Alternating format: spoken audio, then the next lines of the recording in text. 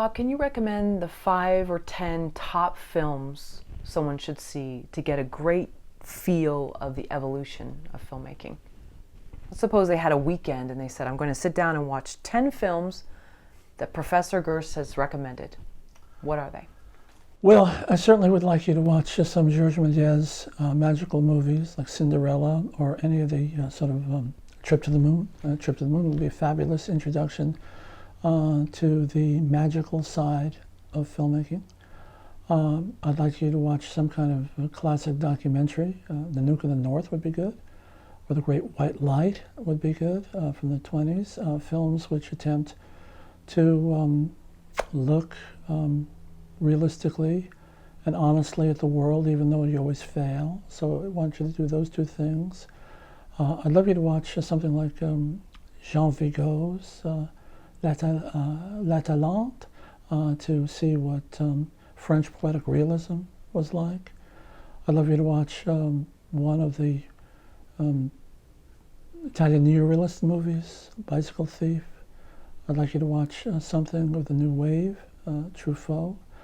Then I'd like you to watch after that maybe something like Apocalypse Now, and moving on, maybe even Binjan Malkovich.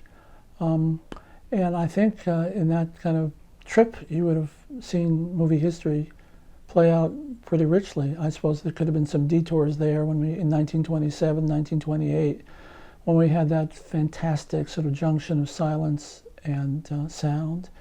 A wonderful silent film which shows what happened to silent movies when they turned into talkies is a movie called Lonesome by Paul Fejos, which is primarily a silent movie. It's about a boy and girl, young man and one woman, who run off to Coney Island, where I spent many hours because my grandpa had a store in Coney Island. It's a beautiful sort of boy meets girl, boy loses girl silent movie. But in the middle of it, suddenly, because it's 1928, they decided they had to shoot some sound scenes. And they're clunky, they're ridiculous, they're preposterous. It's like, somebody's grating a finger over a blackboard. And it just demonstrates, if you want to understand why it was that filmmakers said, oh, I don't want to go to sound. It was that kind of thing. So that range of movies, I think, would be a wonderful introduction to just what happened in movie history.